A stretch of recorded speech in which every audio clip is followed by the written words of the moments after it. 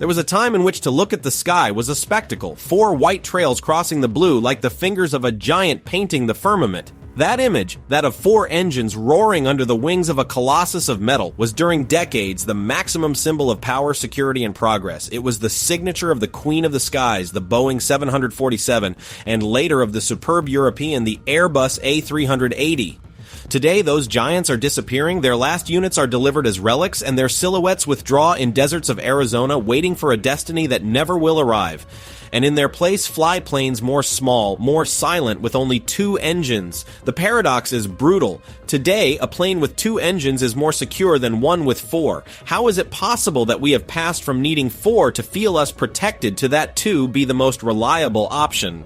The answer is a story of engineering, economy, and a silent revolution that changed forever the way in which we fly. Let us begin. The era where the size was power.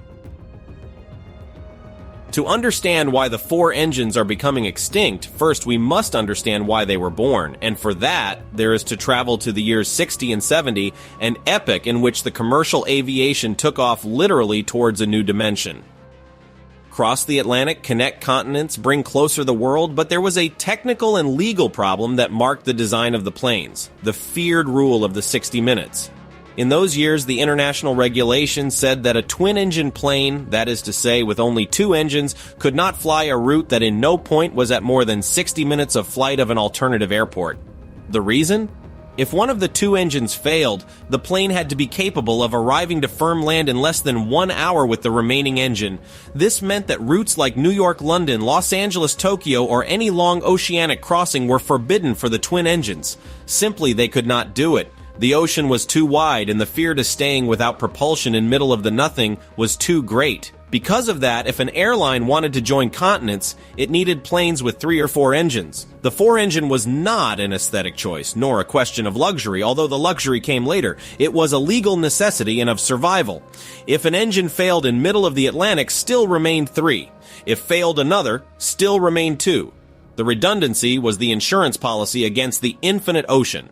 Thus were born legends like the Boeing 747, the jumbo jet, with its iconic hump and its 4 Pratt & Whitney engines hanging from the wings, and thus was born decades later the European challenge, the Airbus A380, the colossus of 2 floors and 4 engines designed to transport to more than 500 people to any corner of the planet. They were planes that not only flew, they dominated the sky. Their size was their power, and their 4 engines, the guarantee that they would arrive to destination, happen what happens. The rule that it changed everything, ETOPS. But while the 747 reigned in the long routes, something began to gestate in the offices of the regulators and in the hangars of the manufacturers. An acronym of 5 letters would change the history of the aviation forever. ETOPS. Its initials in English mean Extended Range Twin Engine Operational Performance Standards, or what is the same, Norms of Performance Operational for Twin Engine Planes of Long Range. The story of ETOPS is the story of how the reliability became in the new measure of the security.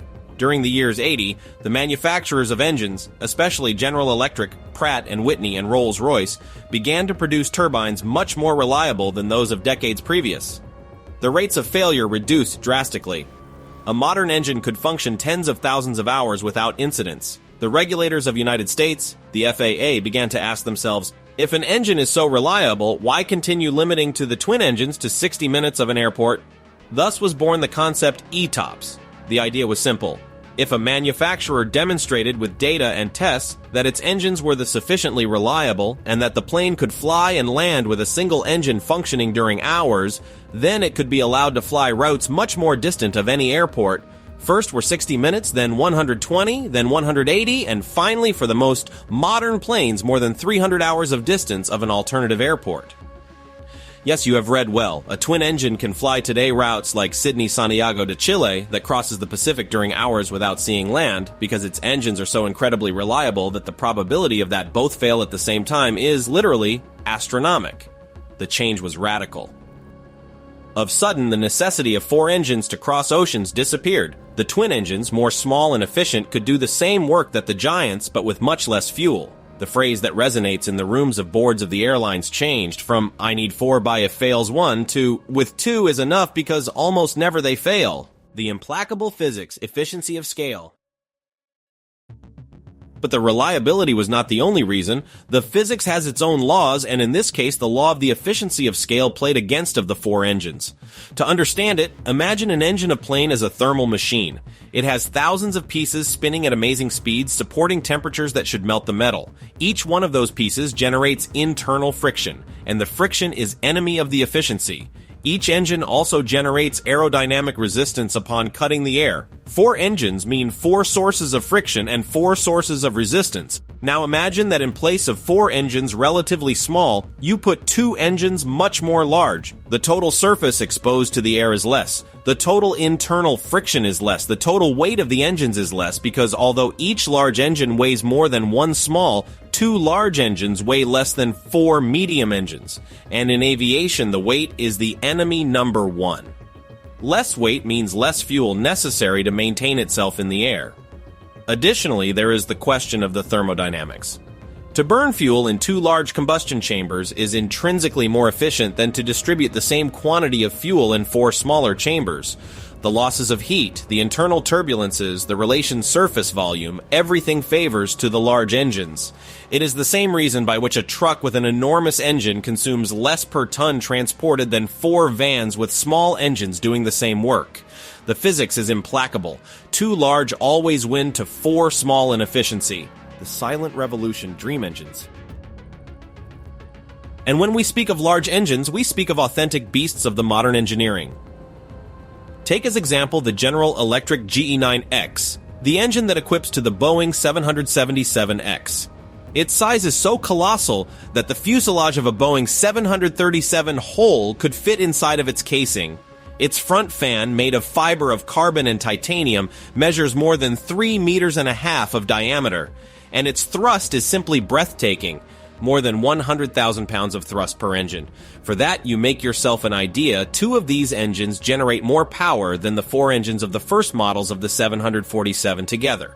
The Rolls-Royce Trent XWB that impels to the Airbus A350 does not stay behind. It is the most efficient engine of the world in its category, with a very high bypass ratio that allows it to move huge quantities of air with a minimum consumption. These engines not only are powerful, they are intelligent. Their blades are made of composite materials that deform slightly in flight to optimize the flow of air. Their electronic control systems adjust constantly the injection of fuel to maintain the combustion in the optimal point. They are simply the most advanced internal combustion machines that has created the human being. This silent revolution, that of the engines of very high bypass and the composite materials, is the one that has allowed that the twin engines not only equal, but that they surpass to the four engines in almost all the aspects. And they have done it without resigning to the security, rather to the contrary. The probability of a catastrophic failure in a commercial flight today is so low that it results almost irrelevant. The sky simply already does not need four engines to be secure. The enemy number one, the dead weight. But if the physics and the reliability smoothed the way, it was the economy the one that signed the sentence of death of the four engines. And here enters in play a key concept: the dead weight.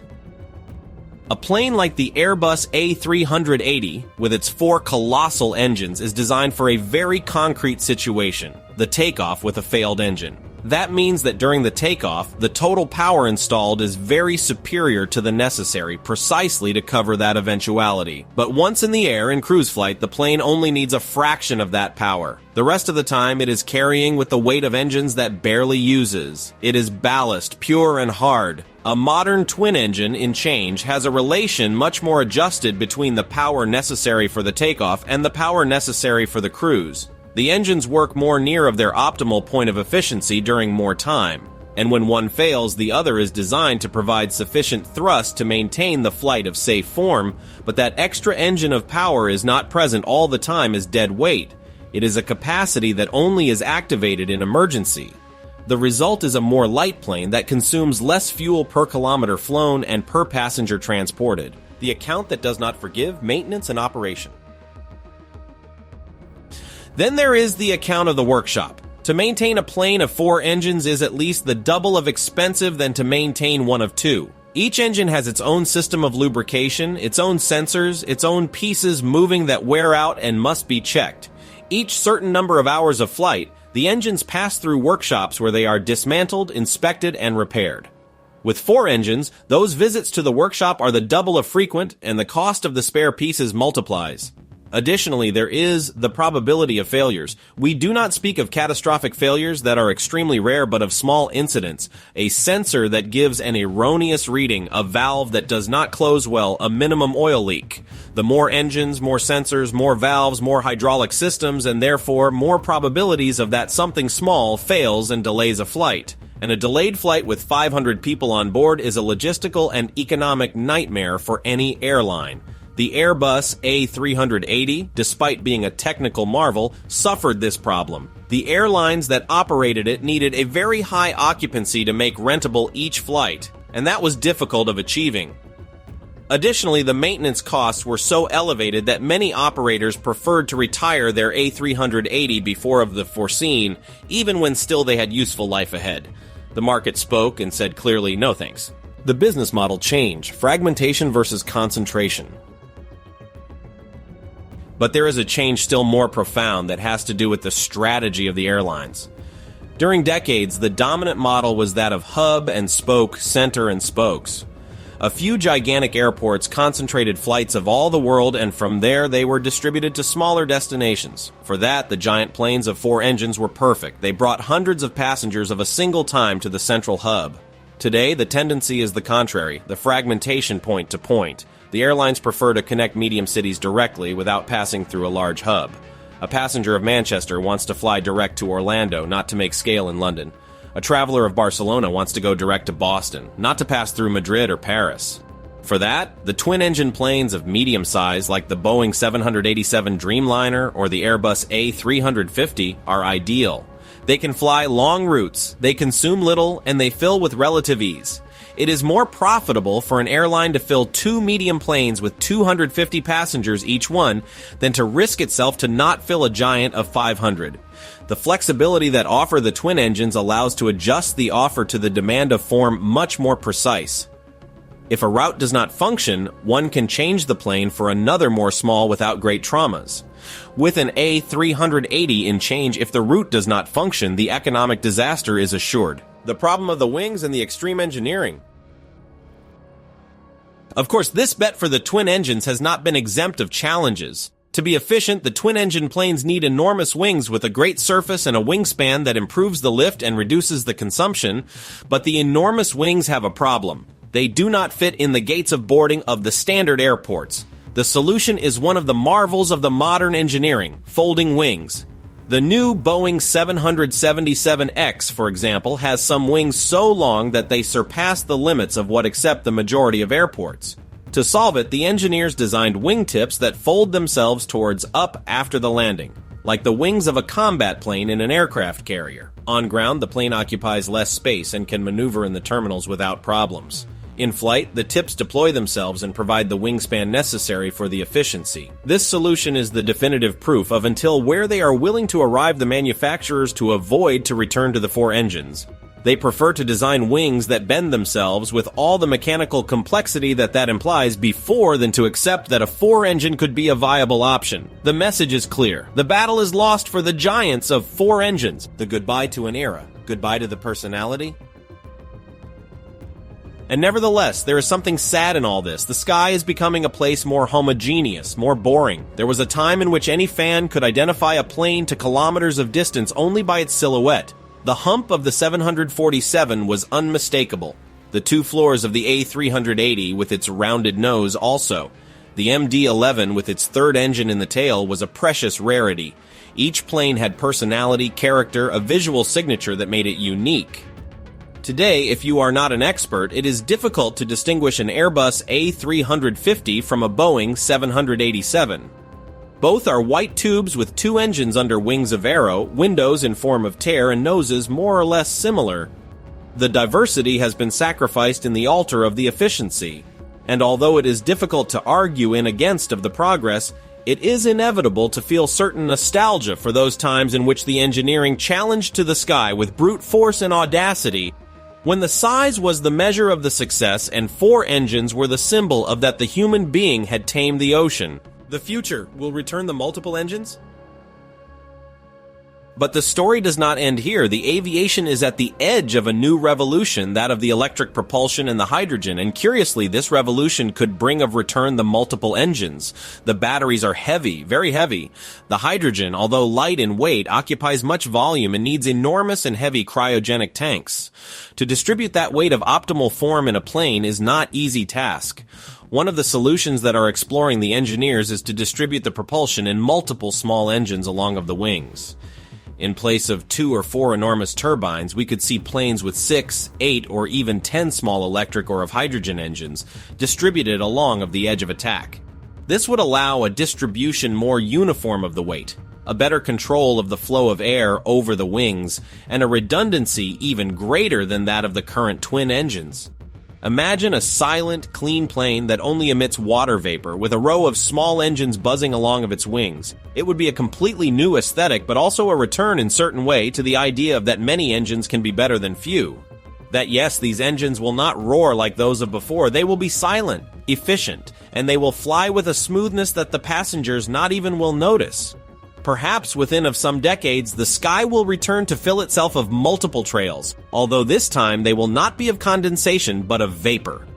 Perhaps the era of the two engines be only a stage of transition towards a new era of giants, but silent and clean giants. Meanwhile, there remains to us the privilege of having lived the epoch in which the fuel became in thunder and the roar of 4 engines was the soundtrack of the progress. And now I want to know you to you, that you have arrived until here. As passenger, what do you prefer? The efficiency, the ecology, and the prices more low that offer us the current twin engines? Or would you be willing to pay a little more to return to feel the vibration and the unstoppable ascent of a giant of 4 engines, although it be from time to time? Do you believe that the hydrogen and the electricity will return to us the aesthetic of the multiple engines? Or are we attending to a definitive goodbye to the era of the Colossi? The things changed forever.